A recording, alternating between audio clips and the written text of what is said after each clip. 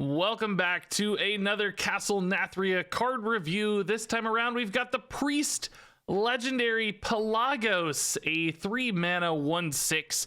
After you cast a spell on a friendly minion, set its attack and health to the higher of the two, which means when you're using a lot of health buffs in Priest, this is kind of like a repeating inner fire effect attached to a body, and I'd say a pretty sticky body at that, given that Pelagos has 6 health here for a 3-drop. So there are some cards that really jump out for this one, and its effect, namely Shadow or Devour, card that steals health and buffs health.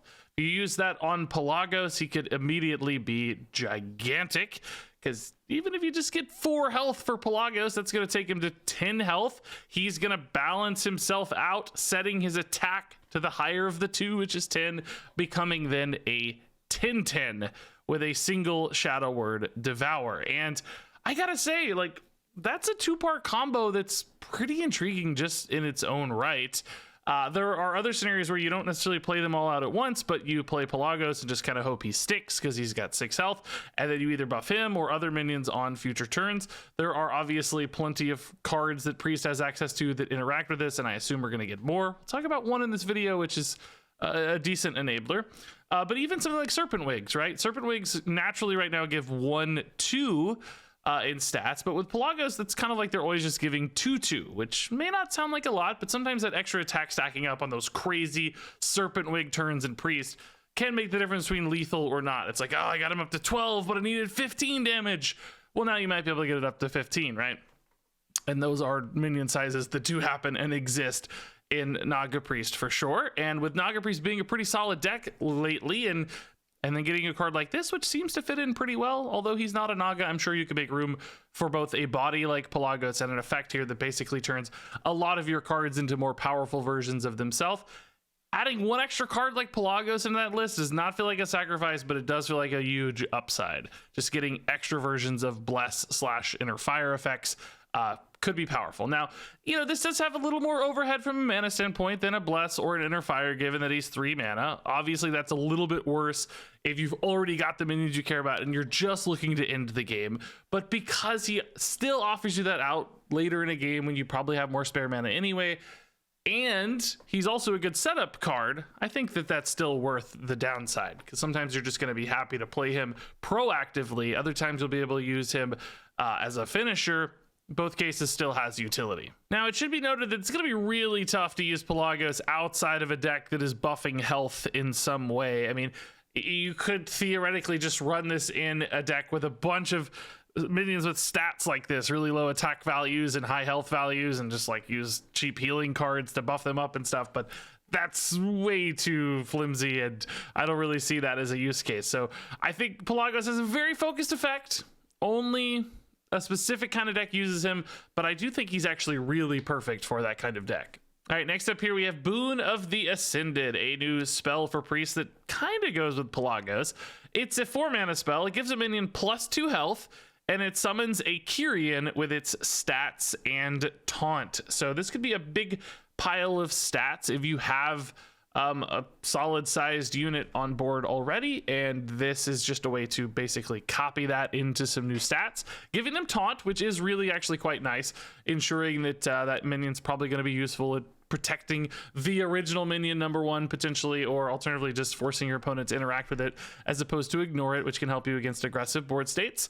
And of course you're just getting the +2 health buff as well. But I have to say, this card feels a little bit awkward with Pelagos, because Pelagos' effect is after you cast a spell. That obviously makes sense, but what that means is if you like play Pelagos on 3 and Boon of the Ascended on turn 4, you buff your Pelagos for +2 health. Pelagos will eventually become an 8/8, which is pretty awesome, right? That's cool. But the minion you summon here, the Kyrian with taunt, will just be a 1/8, because the Pelagos buff hasn't registered yet, because it registers after the spell finishes. So you'll only get a 1/8 taunt and then a buff on Pelagos. And again, you know, the buff on Pelagos is great, but there are cheaper ways to buff Pelagos in the same way. A single Serpent Wig also turns Pelagos into an 8/8. So spending 4 mana for that bonus 1/8 on board doesn't really feel as interesting. So it's kind of weird that these cards are clearly both Pelagos themed, but I don't know, they don't work that especially well together. Now, that said, Boon of the Ascended is still a way to make copies of big things and to buff things along the way. And it still synergizes, just not as well as we might hope. So will this be worth it in a deck like Naga Priest? I actually think this one feels a little bit expensive. Most of the buffs and fancy things that are happening in Buff Priest need to be cheaper, because it's not always easy to stick one of those big minions on board into a Boon of the Ascended turn, and it's certainly hard to develop a big minion sometimes alongside Boon of the Ascended. So I don't know, I actually think this one's kind of expensive and awkward for how that deck wants to run. Maybe it shifts itself a little bit in its game plan to the ability to play more expensive things, but it almost goes counter to how those big stat decks work, because the longer they take to win, the less and less likely they are to get stats to stick or even be alive at that stage. It's kind of hard for those decks to swing the board. It's usually just plopping down their big stuff saying, hey, answer it. If there's no answer, they usually win. But the later a game you go into that, the less likely it is that that's going to work, because your opponent will either have removal or have killed you. So, you know, these really expensive follow-up buffs just seem awkward. That said, I think a card like this will still be very useful off Discover style effects. You know, oh, okay, cool, I need a taunt. I got this minion laying around. Nice, I'm going to get myself a Kyrie in here with taunt, and still has some utility on occasion. I don't know, it seems like it's going to be awkward and inefficient for a lot of deck lists to run when they can do similar or better sorts of things much more affordably. And then we've also got here a new rogue legendary Necro Lord Draka, freshly revealed. This one's pretty crazy. 4 mana, 3/4 with Battle Cry. Equip a 1/3 dagger, and then that dagger has +1 attack for each other card that you've played this turn.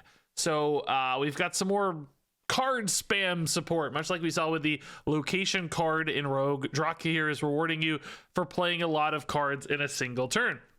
And for Rogue, man, that can work. We've got coin support cards like we talked about before. We've got 0 mana spells, the Shadow Steps and the Backstabs of the world.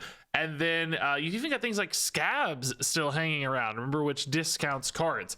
So I would say on turn 4, often maybe turn 5, you're going to get a Necro Lord Draka that could potentially have 4 attack weapon, 5 attack weapon. I mean, could obviously go even higher, but I think reliably and consistently getting from a 3 to 5 attack weapon is maybe possible, because that's an additional 2 to 4 cards played in a turn on top of Draka, which sounds like a lot when she's already 4 mana herself. But again, with all these cheesy 0 mana spells and coins and stuff, it's absolutely possible. And then that becomes a pretty powerful tempo play, right? A 3/4 body with a pretty solid weapon attached. Reminds me a lot of the pirate, gosh, I don't know his name, Sword Eater, I guess. For Warrior, you know, you got that 2/5 body with a 3/2 weapon. That thing was everywhere.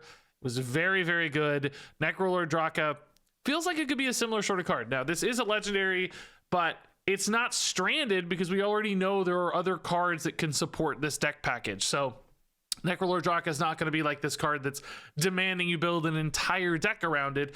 It's going to be more like a support piece in a deck that's got other support pieces as well. So occasionally this will be a very powerful spike turn where you just get this crazy high output weapon. You've also got some crazy big stealth minions you can potentially make in the same turn. So it's not like you're doing this multiple times. You can actually do it all at once, because of the location you can preemptively set up and then use the 0 mana location button the same turn you pop off for Necrolord Draka, creating some absolute crazy swings where you overwhelm your opponent with board-based stuff, and you perhaps just hit them in the face really hard as well with your weapon. So you have a couple different angles of attack and rewards on your investment. So I can actually see this coming together really nicely for Rogue. And I think on average, Draka is going to feel like a really solid play. And then on occasion, Draka is going to give you like that 6/3 dagger or whatever that's just like, oh my God, how do I deal with this thing? And yes, of course, weapon removal always exists. That's never been a reason cards didn't get run in the past. I don't think that's a challenge for Necrolord Draka here either. There's still just going to be that immediate impact from the initial dagger swing, and it's all attached to this 3/4 stick as well. So you're still getting something out of it at a base level. And that seems like a pretty high output and high potential card. It's always a risk that the deck doesn't come together, that package isn't quite good enough, but it sure seems like it's getting enough support, has enough stuff left over from old expansions. I actually think it will get there, and Draka will be a powerful card in it. Pelagos is a 4-star card. Boon of the Ascended is a 2-star card. Necrolord Draka is a 4-star card. And there you go, folks. That wraps it up for review number 9. I think we're at 9. Share your thoughts on these legendaries and more. I love the look of this card, by the way. The artwork is sick. I'm always curious to hear what you guys think, though. Share those thoughts down in the comments below. Thanks so much for watching. Stay tuned for more reviews. And until next time, game on.